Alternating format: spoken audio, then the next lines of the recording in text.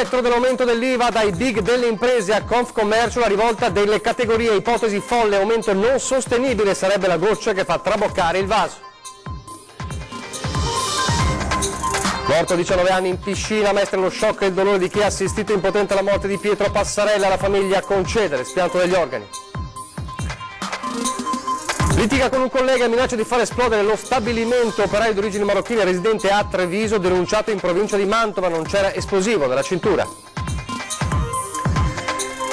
Gestivano una fiorente attività di spaccio di droga di tutti i tipi per giovanissimi, 3 richiedenti asilo arrestati dalla polizia a Belluno. Insulti, minacce, intimidazioni, coppia gay nel Veronese erige un muro di lamiera davanti alla casa, ma per il comune è abusivo. A San Martino di Lupari 9 consiglieri si dimettono e fanno cadere il sindaco leghista a un mese dalla fine del mandato, scatta il commissariamento. Sono gli ultimi 2 artigiani rimasti nel ghetto di Venezia, resistono ancora nonostante tutto attorno a loro sia cambiato, la storia di Emilio, intagliatore, e Giancarlo, restauratore di mobili antichi.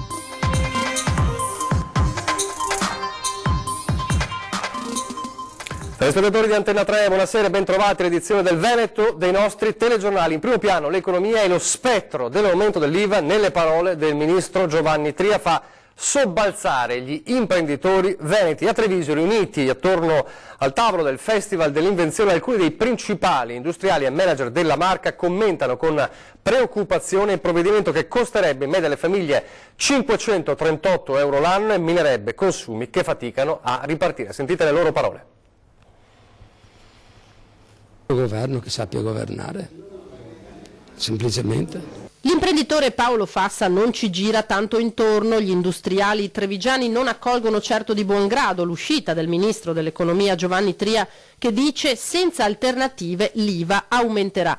I vice premier Matteo Salvini e Luigi Di Maio lo stoppano, non avverrà mai, replicano, ma il settore produttivo di casa nostra sta perdendo la fiducia. Se fosse vero quello che dice il ministro mi pare che stiano facendo retromarcia su tutto quello che avevano promesso.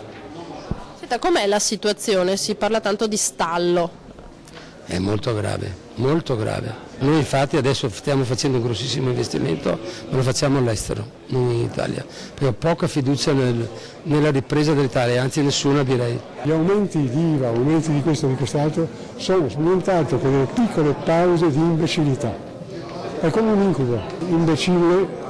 Non il signor Tria, ma pensare di aumentare.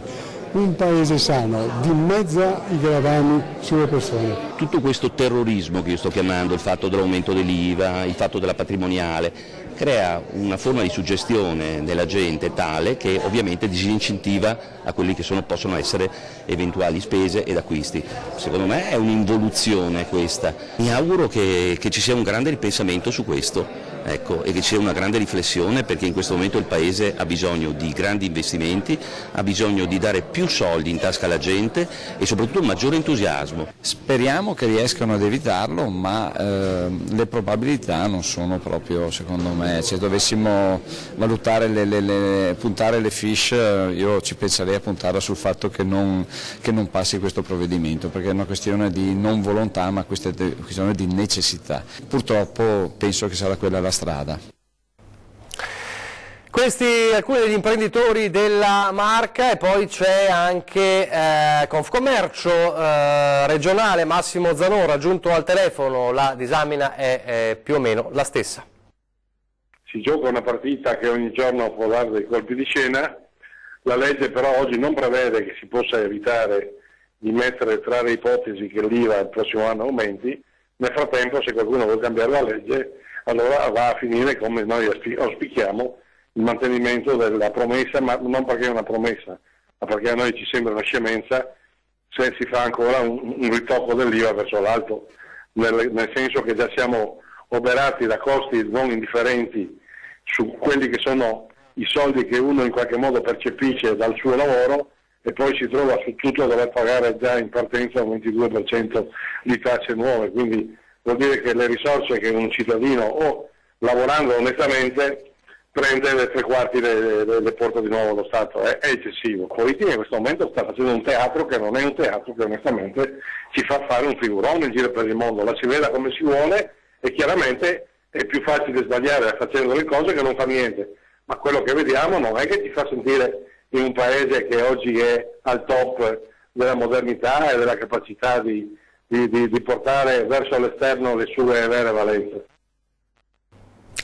E adesso la questione FAS. I FAS nel Po non possono provenire da Trissino, ne abbiamo parlato ieri di questi nuovi FAS trovati appunto nel Po, non possono provenire dal Veneto, da Trissino, lo dice la Regione che in una lettera ha messo in guardia Lombardia, Emilia Romagna e Piemonte nella lotta a questi inquinanti.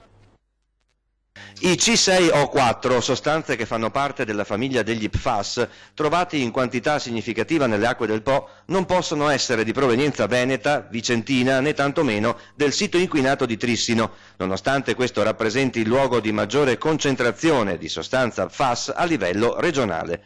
Lo ha scritto il commissario veneto delegato per gli interventi urgenti dalla contaminazione PFAS Nicola Dell'Acqua ai dirigenti del settore tutela e sviluppo del territorio di Lombardia, Piemonte ed Emilia Romagna. In assenza di limiti nazionali sulla concentrazione di PFAS nell'acqua, il dirigente veneto ha fatto suonare un campanello d'allarme nelle regioni a monte del tratto veneto del fiume Po.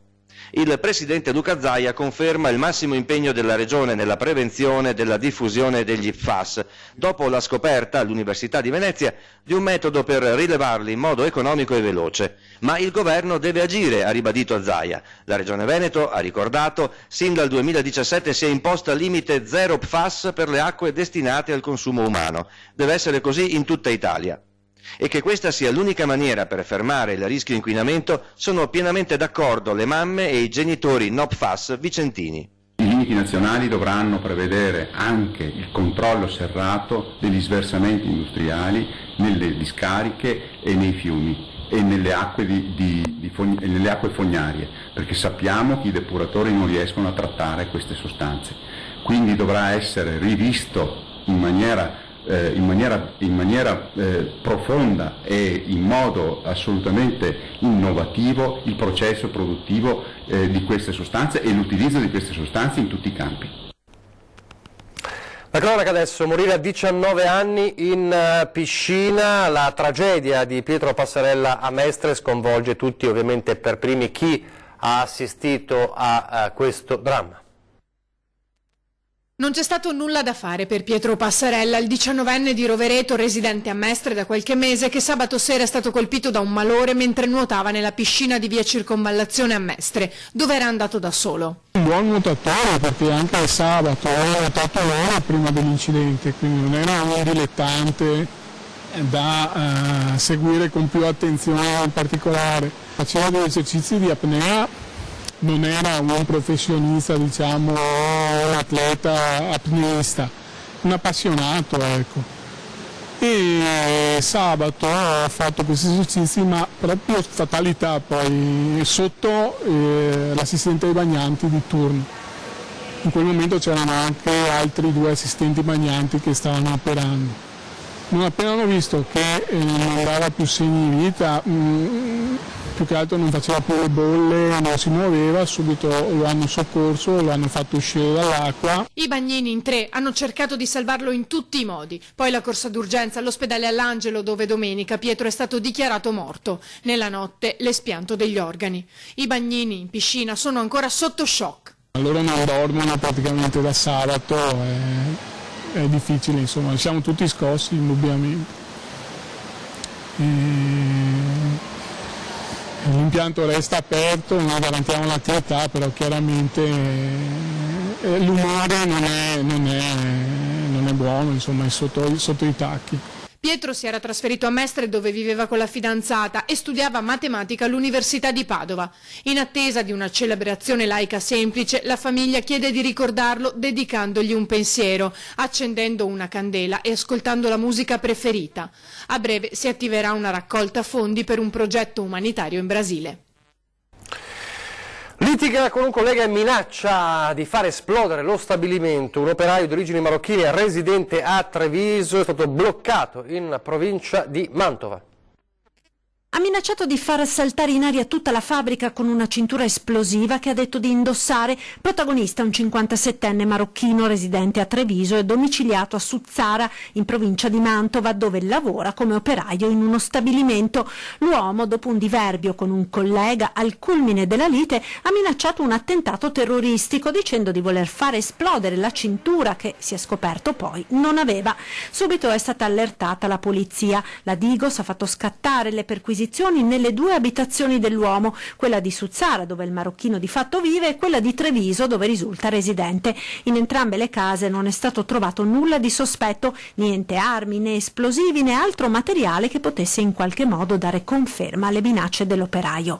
L'uomo è stato denunciato per minacce aggravate, mentre la direzione dell'azienda si è riservata di prendere altri provvedimenti nei suoi confronti. Adesso l'operazione della squadra mobile di Belluno che ha arrestato 3 richiedenti asilo accusati di aver creato una fiorente piazza di spaccio di droga a ridosso proprio del centro della città. I 3 erano ospiti di una comunità di accoglienza. L'indagine, realizzata lo scorso gennaio da una segnalazione, ha riguardato quindi un gruppo di stranieri senegalesi e gambiani richiedenti asilo e ospiti presso strutture di accoglienza della provincia. Gli arrestati, nel capoluogo dolomitico da alcuni anni e senza precedenti, avevano avviato un giro di spaccio che avveniva nel parco di Lambioi. Sono state effettuate delle perquisizioni che hanno consentito di trovare stupefacenti di vario tipo, somme di denaro e telefonini usati per lo spaccio. Gli investigatori hanno accertato anche centinaia di cessioni di tutti i tipi di droga, anche purtroppo a minorenni. E poi un'altra zona purtroppo nota per lo spaccio è Campomarzo a Vicenza, dove accade che 2 agenti di polizia locale fermano degli stranieri per un controllo e ne nasce una reazione violentissima. 2 agenti della polizia locale di Vicenza sono finiti all'ospedale dopo essere stati aggrediti e presi a morsi da un immigrato al quale avevano solamente chiesto i documenti. L'aggressione è andata in scena a Campomarzo, dove era in corso un normale controllo. Un nigeriano di 21 anni si è rifiutato di fornire le proprie generalità ai militari in servizio permanente, che hanno chiesto quindi, come da prassi, il rinforzo dei vigili. Quando gli uomini del comando vicentino sono giunti in Campomarzo, l'immigrato è andato su tutte le furie ed è scattato un violento alterco. I vigili sono stati picchiati e morsicati, mentre decine di sbandati e amici del nigeriano hanno circondato le divise. E chissà come sarebbe andata a finire se non fossero giunte altre pattuglie e i carabinieri. Gli agenti sono stati portati al San Bortolo per le morsicature e le ferite riportate e ne avranno per qualche giorno. Il nigeriano è stato arrestato. Sulla vicenda è intervenuto subito il sindaco Francesco Rucco, che ha espresso la propria vicinanza agli aggrediti e ha confermato la necessità di presidiare quell'area in particolare assieme alle altre forze dell'ordine. E sui fatti di Campomarzo si esprime così anche uno dei sindacati di polizia locale. Siamo ovviamente vicini a questi colleghi perché sicuramente il loro operato è stato il migliore possibile nelle condizioni in cui si trovavano a lavorare. La situazione è degenerata quando i colleghi si sono trovati circondati da molte persone e senza avere, diciamo, quel coordinamento con altre forze di polizia che in queste situazioni forse dovrebbe essere previsto. Nel Padovano, per tornare a parlare del delitto di Isabella 90, perché finisce all'asta la villetta di Freddy Sorgato, ma la famiglia di Isabella piange ancora la morte della donna ed è una famiglia ancora piena di amarezza perché i resti di Isabella non sono mai stati trovati. C'è ancora il nome di sua sorella sul campanello? Sì, qui non è cambiato niente, ce l'abbiamo sempre anche nel cuore comunque. Manca la sorella, manca ancora soprattutto a mamma Ofelia una tomba dove piangere Isabella 90. Parla in modo pacato Paolo 90. Il tribunale ha deciso la vendita della villetta di Freddy Sorgato, dove secondo le indagini fu uccisa sua sorella nella notte tra il 15 e il 16 gennaio 2016. Base d'asta 340.000 euro. Il risarcimento andrà alla famiglia. Sinceramente posso dire, noi una casa ce l'abbiamo già. Avrei fatto volentieri a meno di qualsiasi villa pur di avere qui Isabella. Riguardo alla casa, gli avevo anche proposto di Avrei rifiutato anche l'offerta della casa purché mi facesse trovare i resti di mia sorella. Il grande cruccio della famiglia di Isabella, un corpo da seppellire con dignità, una tomba dove portare un fiore e su cui poter piangere, l'amarezza più grande. La nostra più grande, più che altro per mia madre che soffre giorno per giorno e tutte le notti prima di andare a letto piange. Visto che di compassione non ne hanno avuta fino adesso, mi auguro che un po' di coscienza ce l'abbiano, chissà dove nascosta, ma ce l'abbiano e che dicano dov'è. Altrimenti speriamo in una casualità, in qualche coincidenza. E allora la vicenda che sta facendo un po' discutere dappertutto, non solo nella provincia di Verona, la coppia di Grezzana, Andrea Gardoni e Angelo Amato, 24 e 59 anni, la coppia gay che si è sposata a Barcellona 4 anni fa, celibi per la legge italiana. Nel corso dei mesi, li vediamo in queste foto tratte dal Corriere del Veneto, dal sito del Corriere del Veneto, hanno subito insulti, intimidazioni, angherie e quindi davanti alla loro casa di Grezzana nel Veronese hanno eretto questo muro di lamiera lungo l'intero perimetro. Parliamo di secchiate di benzina lanciate, di svastiche scritte, benzina sulla porta, gomme delle auto tagliate, insomma una serie di intimidazioni anche pesanti. Dunque hanno eretto questo muro, adesso però il comune dice che quel muro è abusivo e va rimosso. Dunque la battaglia di questa coppia gay che dice non sappiamo più cosa fare e vogliamo raccontare la nostra fatica di vivere e vogliamo proteggerci da eventuali minacce più pesanti. Adesso invece parliamo della difesa della Basilica del Santo. Ieri abbiamo parlato, in merito ovviamente alle fiamme di Notre Dame, di come il Santo si protegge con il suo impianto antincendio, ma oggi vi mostriamo come sono difese le cupole, che sono l'unica parte lignea della Basilica.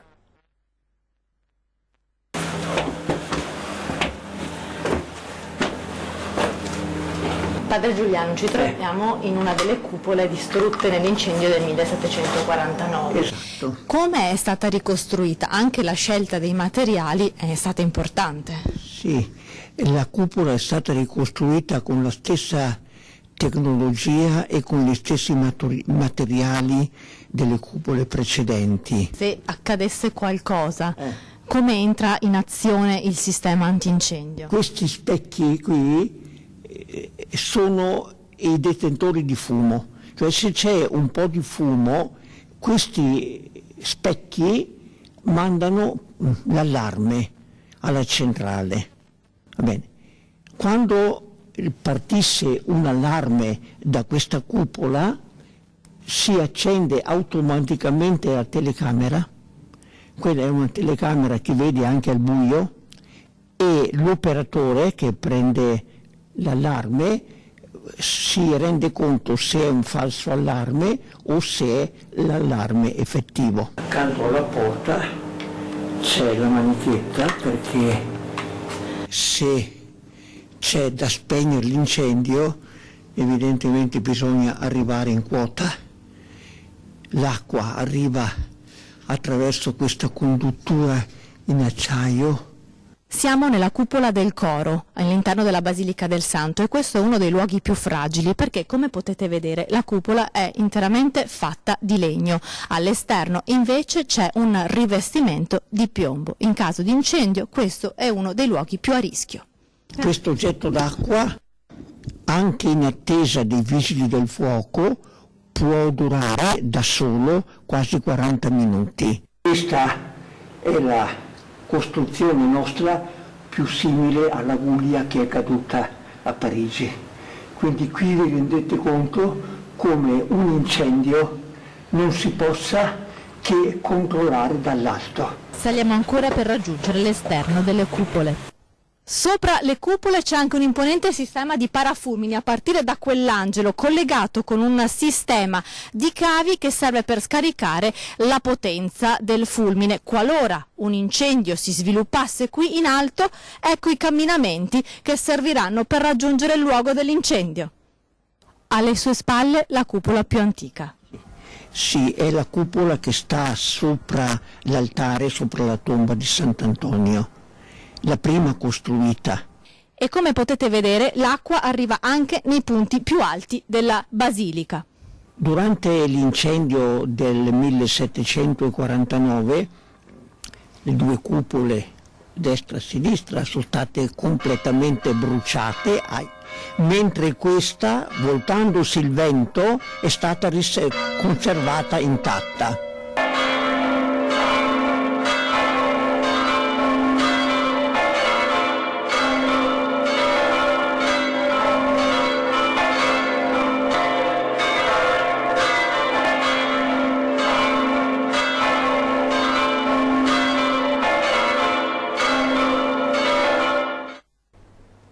Pochi istanti di pubblicità e torniamo subito.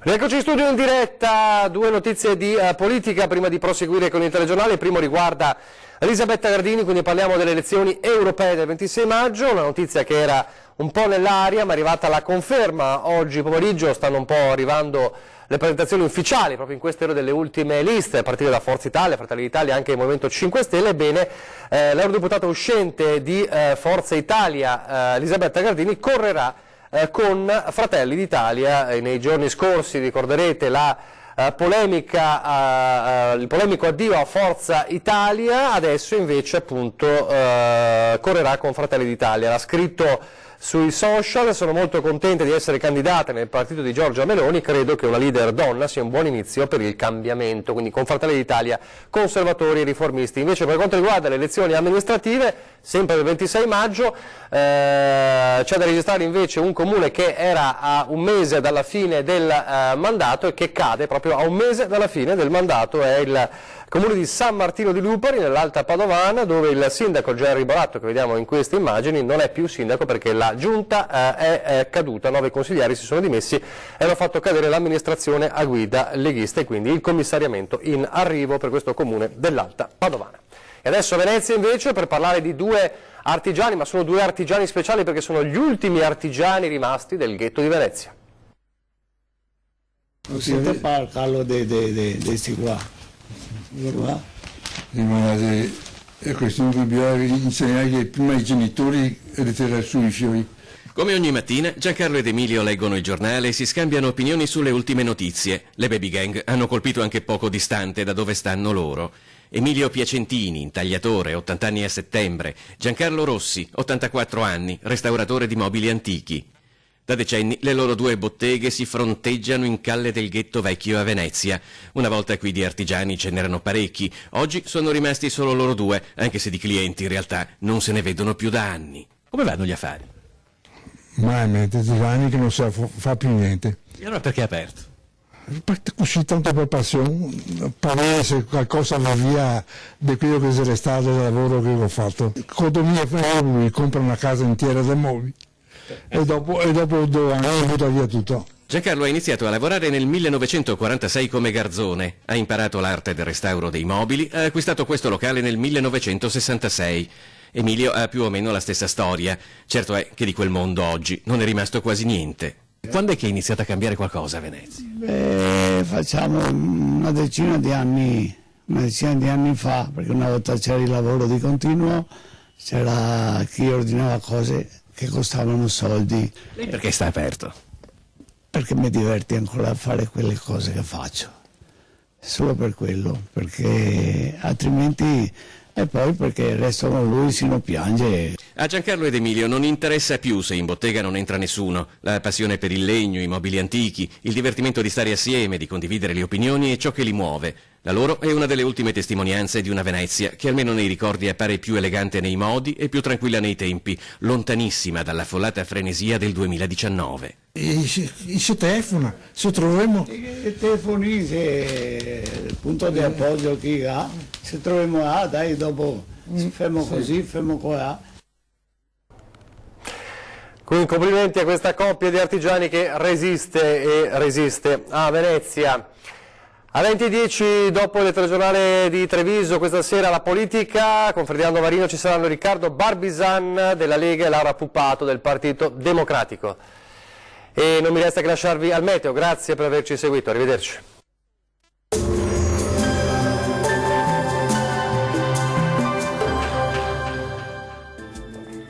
Ben ritrovati al meteo. La presenza dell'alta pressione garantirà ancora condizioni di tempo asciutto e stabile sulle nostre regioni, ma vediamo il dettaglio di giovedì 18 aprile. Sul Veneto sarà soleggiato, il cielo si presenterà al massimo poco nuvoloso, non si escludono solamente degli isolati piovaschi pomeridiani sui monti del Bellunese. Temperature minime tra 6 e 11 gradi, massime comprese invece tra 17 e 20 gradi.